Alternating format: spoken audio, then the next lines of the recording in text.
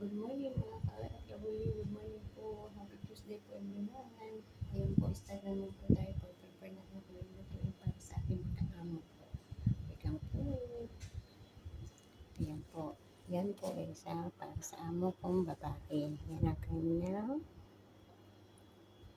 kakainin ngayong tanghalian. At syempre, para sa amo kong lalaki naman po. Ayan.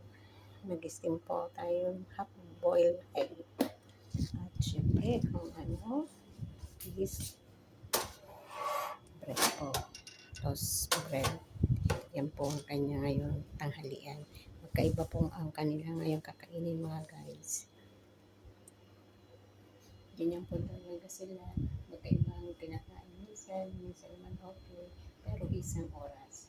Kailangan 10:30 kakain na po sila. Kaya kailangan po magluto ng lalo ng maaga. Bye-bye po!